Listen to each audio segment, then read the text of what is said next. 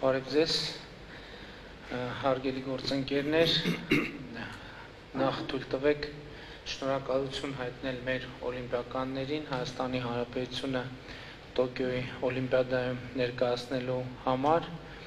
եւ նաեւ ուզում եմ շնորհավորել մեր մրցանակակիրներին հաջող մրցելույթի առիթով։ Իհարկե, այս օլիմպիադայում մենք ոսկե մեդալ չնվաճեցինք, բայց կարծում եմ մեր մասնակցությունից դժգոհ չենք։ Իհարկե այն իրավիճակը մթնոլորտը, որ առկա է երկրում, իր ազդեցություն ունենում է նաև մեր մարզիկների, ընդհանրապես սպորտի վրա, բայց ես կարծում եմ, որ այս իրավիճակում մենք կարողացել ենք պատշաճ ձևով ներկայանալ։ Իհարկե որոշ դեպքերում մեզ շատ քիչ չհերիքեց օլիմպիական ոսկի նվաճելու համար, բայց կարծում եմ, որ մեր մարզիկները պատշաճ ձևով եւ մեր հավաքականը պատշաճ ձևով ներկայացրեց Հայաստանի Հանրապետությունը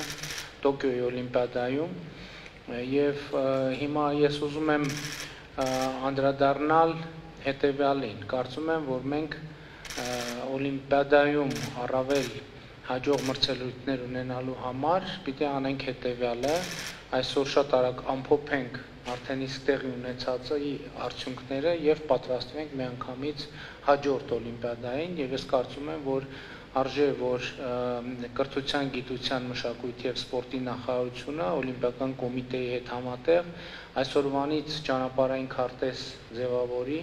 հաջորդ օլիմպիադային ընդառաջ մեր անելիքները որոշելու եւ այդ անելիքները իրագործելու համար։ Սա կարծում եմ ընդհանրապես